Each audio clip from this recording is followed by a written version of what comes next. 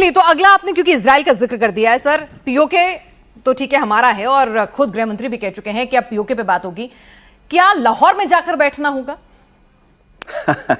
बहुत ही इंटरेस्टिंग सवाल है। देखिए, मेरे दिल की तमन्ना तो यही है कि ऐसा ही हो। मैं एयरफोर्स में था, 34 साल था, फाइटर पायलट था। बहुत तमन्ना है कि लाहौर क्या, इस्लामाबाद जाकर, रावलपिंडी जाकर अपने बम गिराएं।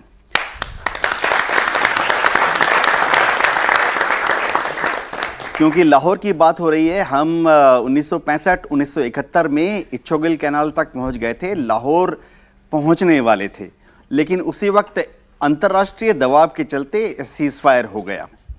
तो मैं जरा दर्शकों को बताना चाहता हूं, क्योंकि मेरे को बहादुर बच्चे सामने नजर आ रहे हैं।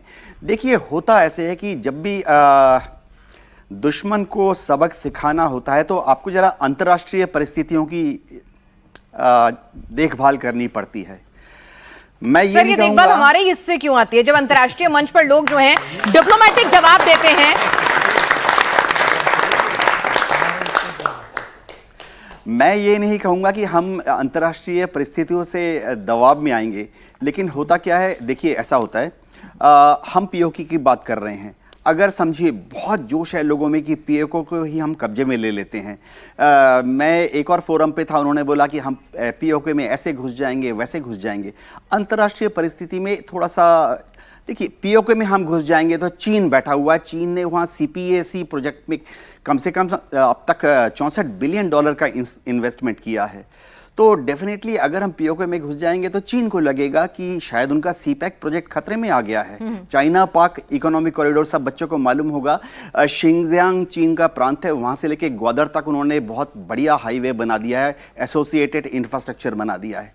तो अगर हम पीओके में घुस जाएंगे तो चीन थोड़ा बेचैन हो सकता है।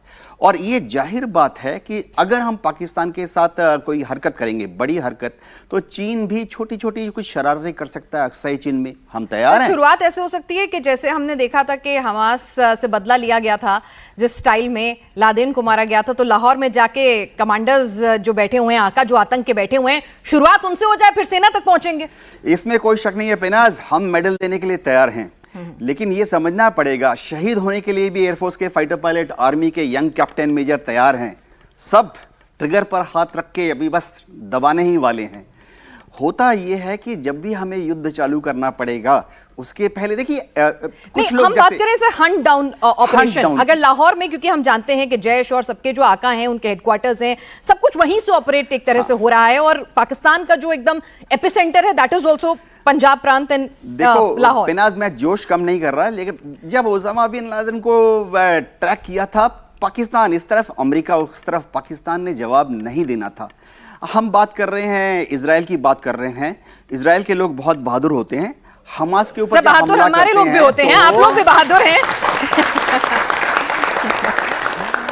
तो होता क्या है, मिलिट्री बैलेंस की बात कर रहा हूं। जब इजराइल हमास पर हमला करता है, मैं एयरफोर्स में था, उनके यहाँ तो बड़ा अच्छा तरीका है। इजराइल में हमेशा 4 फाइटर विमान 8 बॉम्ब लेके तैयार रहते हैं, साल के 365 दिन। और जैसे ही वहां से आता है हेलो जाओ, तो ये जाके बॉम्ब गिरा के आ जाते हैं। लेकिन क्योंकि वहां पर हमास काउंटर अटैक करने की पोजीशन में नहीं है, हमास के पास अपनी एयरफोर्स नहीं है। जनरल साहब हमारे पास हैं। बहुत अच्छा शब्द दोनों तरफ से यूज किया गया है, एस्केलेटरी मैट्रिक्स। हम में से जिसने भी मैनेजमेंट किया है, हम लोग मिलिट्री मैनेजमेंट में थे। एस्केलेटरी मैट्रिक्स होता है कि मैंने उसका गरेबान पकड़ा, उसने मेरा कॉलर पकड़ा, मैंने उसको थप्पड़ मारा, उसने मुझे मुक्का मारा, मैंने उसको डंडे से मारा, उसने मुझे गंडासे से मारा। तो एक ग्रेडेड रेस्पॉन्स होता है फौज में। और आर्मी के जो जनरल्स हैं, एयर मार्शल्स हैं, एडमिरल्स हैं, मैं श्री अजीत डोभाल जी का नाम बहुत सम्मान के साथ लेना चाहता हूं। वो अपने वॉर रूम में बैठ के इंटेलिजेंस ऑफिसर्स होते हैं वहां पर, उनको एडवाइस करने के लिए आईबी से होते हैं, रॉ से होते हैं, विदेश मंत्रालय, इंडियन फॉरेन सर्विस के ऑफिसर्स होते हैं। वो सब एडवाइस करते हैं कि अगर हमने ये किया वो ऐसे करेगा, अगर हमने उसके बाद ऐसे किया तो वो ऐसे करेगा, बढ़ता रहेगा। हम डर नहीं रहे हैं, लेकिन एक होती है रियल पॉलिटिक्स शब्द, जिसने भी पॉलिटिकल साइंस किया है, इसी तरह से होता है कि रियल मिलिट्री वॉर गेम्स। तो हम पाकिस्तान को सबक सिखाएंगे। मैं बताता हूं कैसे।